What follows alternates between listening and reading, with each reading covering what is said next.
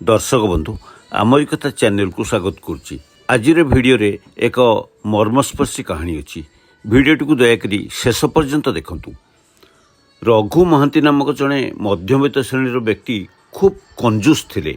शुद्ध बेपार करते, शुद्ध बेपार करी बहुत टंका रोजगार करती। दया कि माया बोली तांका पाखरे किछि नाही।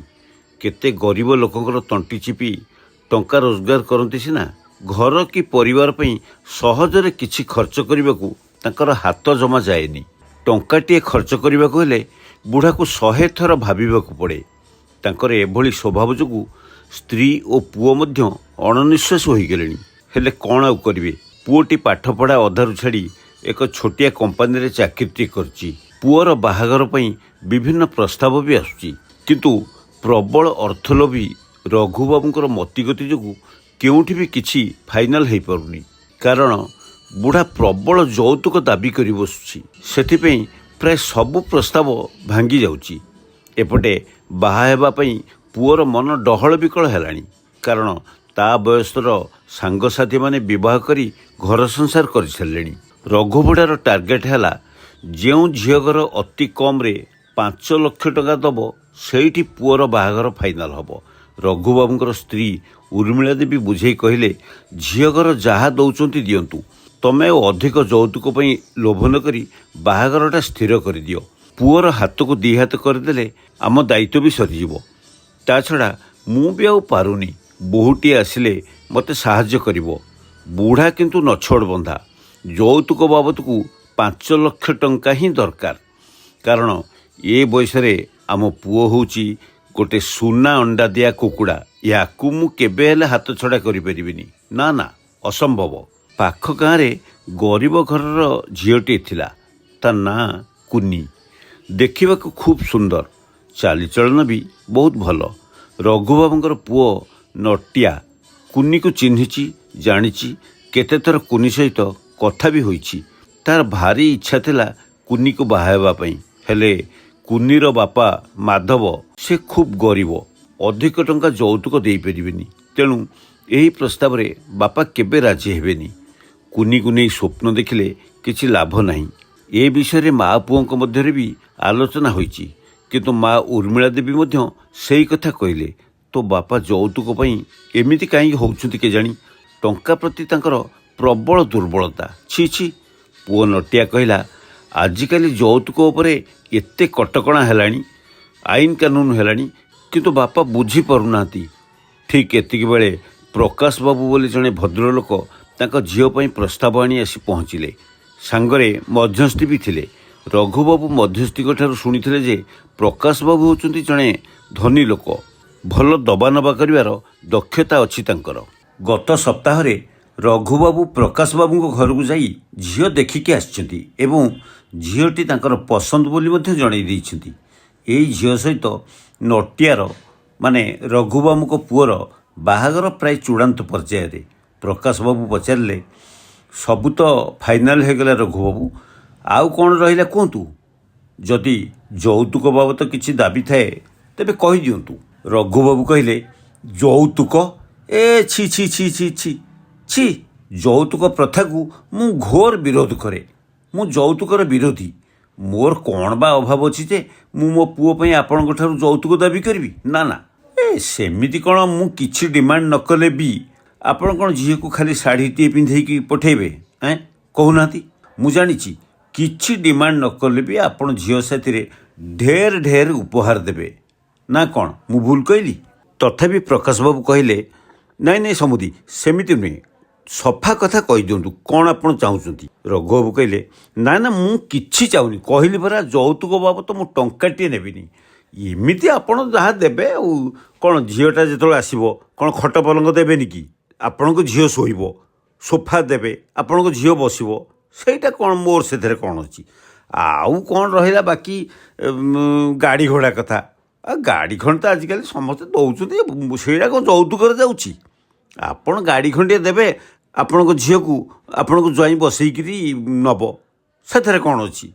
टीवीटे, भल टीवीटे जदि देबे, बड़ टीवी जो एलईडी वाला, सेटा देखिले कौन ना झील पिला টিଭି ଦେଖିବାକୁ ଟିକେ ଭଲ ପାଆନ୍ତି, କାମ ଧନ୍ଦା ସରିଗଲା ଟିକେ ଝିଅ ଆପଣଙ୍କର ବସି ଟିଭି ଦେଖିଲା, ସେଥିରେ କ'ଣ ଅଛି? ଫ୍ରିଜ୍ଟା ସେମିତି ଆଉ କ'ଣ ସେ ସବୁଦିନ ତରକାରୀ କରୁଥିବ, ସବୁଦିନ ରୋଷେଇ କରୁଥିବ, ତାକୁ ରଖିଦେଲା ଫ୍ରିଜ୍ରେ, ତା ପରଦିନ ଗୋଟେ କ'ଣ କଲା? ଝିଅର ସୁବିଧା ନା, ଆଉ ସେଥିରେ ମୋର କ'ଣ ଅଛି? ଟିଭିଟେ, ଫ୍ରିଜ୍ଟେ, ଗାଡ଼ିଟେ, ସୋଫାଟେ, ପଲଙ୍ଗଟେ, ଏଗୁଡ଼ା ସବୁ ଆପଣଙ୍କ ଝିଅ ବ୍ୟବହାର କରିବ। ଆଉ ରହିଲା ସୁନା ଅଳଙ୍କାର, ଯେତେ ଭଲ ଭଲ ଗହଣା ଦେବେ, ଆପଣ ତ ଥିଲା ବାଲା ଲୋକ, ମୁଁ ଜାଣିଛି ଆପଣ ଭଲ ଭଲ ଗହଣା, ସୁନା ହାର, କାନକୁ ସବୁ ଦେଇକିରି ପଠେଇବି ଝିଅକୁ। ସେଇଟାକୁ କ'ଣ ମୁଁ କଣ୍ଡିସନ୍ କରିବି? ନା, ଆପଣ ନିଶ୍ଚୟ ଦେବେ। ଆଉ କ'ଣ ଇଏ ବାଟ ଖର୍ଚ୍ଚଟା ରହିଲା, ଏଇଟା ତ ଜାଣିଥିବେ ଆପଣ। ଆଉ ଆପଣଙ୍କ ଜ୍ୱାଇଁ ଯେତେବେଳେ ରୋଷଣୀ କରିକି ଯିବ, ମାନେ ପ୍ରସେସନ୍ କରିକିରି ଯିବ, ଆଉ କ'ଣ ସେମିତି ଯାଇକି ଶଗଡ଼ରେ ବସିକି ପଳେଇବ? ଆପଣ ଚାହିଁବେ ନିଶ୍ଚୟ ମୋ ଜ୍ୱାଇଁଟା ଭଲ ଜାକଜମକରେ ଆସୁ, ବାଜା ବାଣ ଫୁଟୁ, ଗୀତ ନାଚ ହଉ। ସେଥିପାଇଁ ଗାଡ଼ି ଘୋଡ଼ା, ବାଜା ବାଣ ଆଜିକାଲି ଯାହା ସବୁ ରେଟ୍ ହେଲାଣି, ଆଉ ଟଙ୍କା 2 ଲକ୍ଷ ହେଲେ ହେଇଯିବ। ଆଉ ବାକି ଭୋଜି ଖର୍ଚ୍ଚ ଗୋଟେ ଭଲ ଭୋଜିଟେ କରିଦେଲେ ହେବ, ଆଉ ଟଙ୍କା 2 ଲକ୍ଷ ହେଲେ ହେଇଯିବ। ଆଉ କ'ଣ ଏତିକି ଜିନିଷ ହେଲେ ହେଲା? ଆଉ ମୋର କିନ୍ତୁ କିଛି ଯୌତୁକ ଦରକାର ନାହିଁ। ଆପଣ ଏଇତକ କଥା ତୁଲେଇ ଦେଲେ କାମ ସରିଲା। ଏଥିରେ ଗୋଟେ କ'ଣ କଣ୍ଡିସନ୍ କରିବା? ଯାହା ବି ହଉ, କଥାବାର୍ତ୍ତା ପରେ ବାହାଘରଟା ଫାଇନାଲ୍ ହେଲା। ବାହାଘର ପାଇଁ ତାରିଖ ମଧ୍ୟ ସ୍ଥିର ହୋଇଗଲା। କିନ୍ତୁ ବାହାଘରର 4 ଦିନ ପୂର୍ବରୁ ଖବର ଆସିଲା ଯେ ପ୍ରକାଶ ବାବୁଙ୍କ ଝିଅ କାହା ସାଙ୍ଗେ ଗୋଟେ ଘରୁ ଲୁଚିକି ପଳେଇଛି। ସେ ଝିଅ କାହାକୁ ଗୋଟେ ଭଲ ପାଉଥିଲା। ପ୍ରକାଶ ବାବୁ ଓ ତାଙ୍କ ସ୍ତ୍ରୀ ମୁହଁ ଟେକି ଆଉ ବାଟ ଚାଲିପାରିଲେନି। ପ୍ରକାଶ ବାବୁ ଆସି ରଘୁବାବୁଙ୍କୁ କ୍ଷମା ପ୍ରାର୍ଥନା କରିବା ସହିତ ମୁଦିଟିକୁ ଫେରେଇ ଦେଇ ଗଲେ। ଏହା ଶୁଣିବା ପରେ ରଘୁ ମହାନ୍ତିଙ୍କର ରକ୍ତ ଶୁଖିଗଲା, ମନଟା ପୁରା ମରିଗଲା। ଗଲା, ଏତେ ଖୋଜି ଖୋଜି ଭଲ ପ୍ରସ୍ତାବଟେ, ମାନେ ଭଲ ଦେଲାବାଲା ପ୍ରସ୍ତାବଟେ ମିଳିଥିଲା, ଗଲା, ହାତରୁ ଖସିଗଲା। ଆଉ ଏଣେ ପୁଅ ବାହାଘର ପାଇଁ ସବୁ ପ୍ରସ୍ତୁତି ସରିଛି, ନିମନ୍ତ୍ରଣ କାର୍ଡ଼ ମଧ୍ୟ ବଣ୍ଟା ସରିଛି। ଏବେ କ'ଣ କରାଯିବ? ବୁଢ଼ା ବୁଢ଼ୀ ବସି ମନ ଦୁଃଖରେ କଥା ହେଉଥାନ୍ତି, ମାନେ ରଘୁବାବୁ ଏବଂ ତାଙ୍କ ସ୍ତ୍ରୀ ଉର୍ମିଳା ଦେବୀ। ଉର୍ମିଳା ଦେବୀଙ୍କ ଅନୁରୋଧରେ ରଘୁବାବୁ ସେଇ ଗରିବ ମାଧବ ଘରକୁ ଯାଇ ତା ଝିଅ କୁନି ସହିତ ନଟିବା ପାଇଁ ବିବାହ ପ୍ରସ୍ତାବ ପକାଇଲେ ଏବଂ ବିବାହ ସ୍ଥିର ମଧ୍ୟ କଲେ। ତଥାପି ବୁଢ଼ା ଯୌତୁକ କଥା ଉଠେଇଲା। ମାଧବ ବିଚାରା ଖୁବ୍ ଗରିବ, କିନ୍ତୁ ଭଲ ଜ୍ୱାଇଁ ଘର ପ୍ରସ୍ତାବଟିଏ ପାଖକୁ ଆସିଛି, ତେଣୁ ହାତଛଡ଼ା ନ କରି ବିକା ଭଙ୍ଗା କରି ଆଗେଇ ଯିବାକୁ ସେ ଉଚିତ ମନେ କଲା। ସାହି ପଡ଼ିଶା ମଧ୍ୟ ସେଇଆ ପରାମର୍ଶ ଦେଲେ। କିନ୍ତୁ 5 ଲକ୍ଷ ଟଙ୍କାରୁ ମୂଲଚାଲ କରି ଶେଷରେ 2 ଲକ୍ଷ ଟଙ୍କାରେ ଫାଇନାଲ୍ ହେଲା। ରଘୁବୁଢ଼ାକୁ ଛାଡ଼ିବା ଲୋକ, 5 ଲକ୍ଷ ଜାଗାରେ 2 ଲକ୍ଷ ସିନା ହେଲା, କିନ୍ତୁ ଏ 2 ଲକ୍ଷ ଟଙ୍କା ବାହାଘର ଦିନ ହିଁ ଦେବାକୁ ପଡ଼ିବ। ରଘୁବୁଢ଼ା ଏହା ହିଁ ସର୍ତ୍ତ କଲା। ମାଧବ ହଁ ଭରିବା ପରେ ରଘୁବୁଢ଼ା କୁନ୍ତୁ କୁନ୍ତୁରେ ସମ୍ମତି ଜଣାଇ ଫେରିଲା। ବିଚରା ମାଧବ ହଁ ଭରିଦେଲା ସିନା, କିନ୍ତୁ ଏତେ ଶୀଘ୍ର 2 ଲକ୍ଷ ଟଙ୍କା ଯୋଗାଡ଼ କରିବ କେମିତି? ଘର ପାଖ ଜମି ଖଣ୍ଡକ ବିକ୍ରି କରିବା ପାଇଁ ସେ ଲାଗି ପଡ଼ିଲା। ହେଲେ ଜମି କିଣୁଥିବା ଲୋକ ଟଙ୍କା ଦେବା ପାଇଁ ଡେରି କରିଦେଲା। ଫଳରେ ମାଧବ ଧାର ଉଦ୍ଧାର କରି ଝିଅ ବାହାଘର ପାଇଁ ବ୍ୟବସ୍ଥା କଲା। ହେଲେ ଯୌତୁକ ବାବଦ 2 ଲକ୍ଷ ଟଙ୍କା ଯୋଗାଡ଼ ହୋଇପାରିଲାନି। ବାହାଘର ଦିନ ବରଯାତ୍ରୀଙ୍କ ସହିତ ରୋଷଣୀ କରି ନଟିଆ ମନ ଖୁସିରେ ଝିଅ ଘରେ ଆସି ପହଞ୍ଚିଲା। ଯାହା ହେଉ, କୁନିକୁ ବାହା ହେବା ପାଇଁ ତାର ଭାରି ମନ ଥିଲା। ଶେଷରେ ସେୟା ହିଁ ହେବାକୁ ଯାଉଛି। ସେଥିପାଇଁ ସେ ଭଗବାନଙ୍କୁ ଅଶେଷ ଧନ୍ୟବାଦ ଦେଇ ପକାଇଲା। ମାଧବର ଝିଅ କୁନି ବହୁ ବେଶରେ ସଜେଇ ହୋଇ ଅପେକ୍ଷା କରି ବସିଥିଲା ସେହି ଶୁଭ ମୁହୂର୍ତ୍ତକୁ। ବାହାଘର କାର୍ଯ୍ୟ ଓ କର୍ମ ମଧ୍ୟ ଆରମ୍ଭ ହେଲା। କିନ୍ତୁ ହାତଗଣ୍ଠି ପଡ଼ିବା ପୂର୍ବରୁ ଯୌତୁକ ବାବଦ 2 ଲକ୍ଷ ଟଙ୍କା ମାଧବକୁ ମାଗିଲେ ରଘୁ ମହାନ୍ତି। ମାଧବ ନିଜର ଅକ୍ଷମତା ପ୍ରକାଶ କଲା। ନେହୁରା ହୋଇ କହିଲା, ସମୁଦି, ଟଙ୍କାଟା ଯୋଗାଡ଼ ହୋଇପାରିଲାନି, ମୋତେ ଆଉ ସପ୍ତାହେ ସମୟ ଦିଅନ୍ତୁ। ଜମି ବିକା ଟଙ୍କା ହାତକୁ ଆସିଗଲେ ମୁଁ ଆପଣଙ୍କ ଟଙ୍କା ଦେଇ ଆସିବି। ଏହା ଶୁଣି ରଘୁବାବୁ ଖୁବ୍ ରାଗିଗଲେ ଓ ମାଧବକୁ ଗାଳି ଦେଲେ। ତମର ଜବାବ ଠିକ୍ ନାହିଁ, କଥା ଠିକ୍ ନାହିଁ। ଏ ଘରେ ମୁଁ କେମିତି ବନ୍ଧୁ ବାନ୍ଧିବି? ଛି, ନା, ଏ ବାହାଘର ହେଇପାରିବନି ମାନେ ହେଇପାରିବନି। ଏହା କହି ପୁଅ ନଟିଆକୁ ନିର୍ଦ୍ଦେଶ ଦେଲେ ବେଦୀରୁ ଉଠି ଚାଲି ଆସିବା ପାଇଁ।